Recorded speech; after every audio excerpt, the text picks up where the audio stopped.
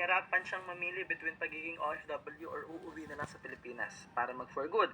Kasi hindi daw ganun kalaki yung income niya as a network marketer, marami siyang bills na babayaran, tapos hindi daw siya makapag-desisyon kasi hindi pa daw natatapos yung pinapagawang bahay. Okay, sa negosyo naman daw, hindi masasabing stable talaga. So yung mga nangyayari, hindi according sa plano. Okay, so I'm gonna answer this, but you have to make sure that it's your choice. Okay, bibigyan lang kita ng suggestions and recommendations base sa experience ko, Miss Janet. So, you have to identify muna and define the problems in solvable terms. So, kung may papel ka dyan, kung meron kang pen or notebook, isulat mo na malinaw yung problema mo. Ano yung problema? Basically, ang nakikita kong problema dito, pera. That's one. So, you write money, and then, magkano ba yung expenses mo? Magkano yung expenses ng pamilya mo? Magkano yung mga kailangan mong bayaran? Tapos, itotal mo yon para malinaw sa'yo, magkano yung kailangan mong kitain per month. Next is, you also write the problems as an OFW. Meaning, sa pagiging OFW ba, may problema ka rin ba? Hindi ka rin ba masaya? Nahihirapan ka ba? And then, you identify, sa pagiging OFW ba, makakaalis ka sa sitwasyon mo? May chance ba na magdagdagan yung income mo kahit OFW ka pa rin? Kailangan mo lang ba ng dagdag sipag?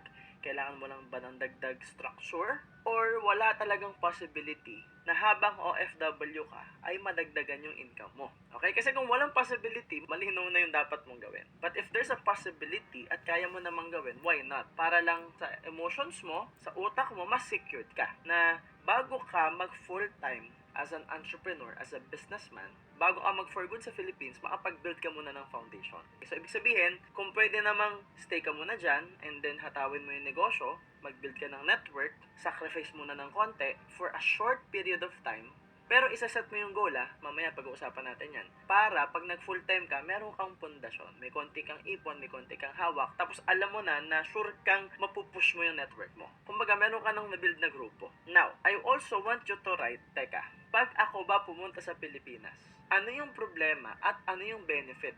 Mas marami ba akong time? Yung time na yun ba magagamit ko to do the business? Tapos, yung time na yun ba magagamit ko to help my family, to be with my family? And you have to make sure na decided ka. Kasi kung yung problema mo, hindi naman siya sobrang laki, hindi naman sobrang laking income yung kailangan mo for the expenses, at alam mo sa sarili mo na kaya mo siyang kitain sa pag-network at sa business mo, pwede kang mag full-time. Kailangan mo lang mag-decide.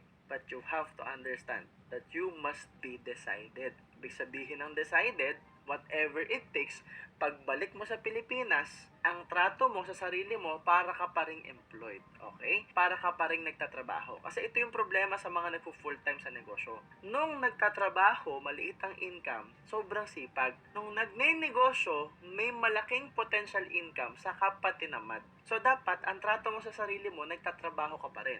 May uniform ka pa rin, pasok ka pa rin, lalabas ka pa rin, magte-take ka pa rin ng action, at dapat mas sipagan mo kasi nagbi-build ka pa lang initially. Okay?